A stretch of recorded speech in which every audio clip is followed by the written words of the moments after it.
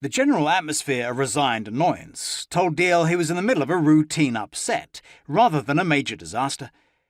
Nigel, it seemed, had left home to seek his fortune on several previous occasions.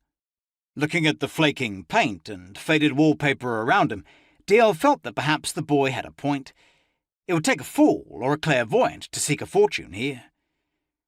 The current weather, however, added a new dimension of concern to this latest escape, for his mother at least. His brother and sister seemed completely unworried, though the eunuchs, whether out of sympathy or politeness, were much more helpful. "He can't have gotten far," said Hank. "Poor kid. He'll soon have his belly full of this rain." It was not the most diplomatic use of the idiom. Quickly, Mavis stepped in. "Hank, take a look outside. He might be sheltering quite close. If not, we'll take a run down the road in the car." Hank left, and Mrs. Fielding sat down at the table. She appeared quite composed now. "Lou, darling," she said, "how's the soup? Nigel will be freezing when he gets back." "There's oodles left," said Bertie. "We're hardly down below yesterday's tide mark." "I like it best when we reach that oxtail we had at New Year," said Louisa. "That was my favourite." Indifferent to this family humour, Dalziel picked up the note which Mrs. Fielding had dropped on the table.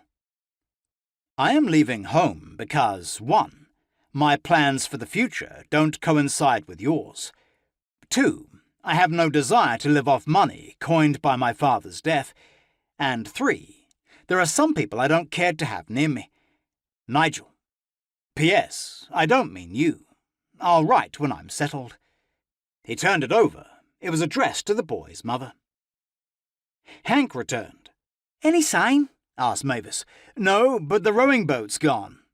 "He always threatened to run away to sea," said Louisa. "Lou, shut up, will you?" said Mrs. Fielding. "Oh, damn! I wish he hadn't taken the boat. I don't like the thought of him on the water." "Shall I go after him in the punt?" volunteered Tillotson, a suggestion which drew derisive groans from everyone except Mrs. Fielding and Mavis, and Dalziel too, though he groaned internally. "Thank you, Charles, but no," said Mrs. Fielding.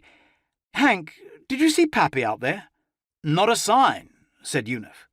"See if you can find him, and tell him Nigel's loose again. Then perhaps you'll join us in the study. It's time to talk." Eunuch left, and the other young people drifted out after him. When Mrs. Fielding spoke, Dalziel noted approvingly. The others jumped. He liked a strong leader. "I'm sorry to leave you alone, Mr. Dalziel," she said, "but we have to have a business conference. Make yourself at home." "Thanks," he said. "I'll keep the soup hot for Nigel." "That boy. You must think us very odd." Dalziel did not deny it.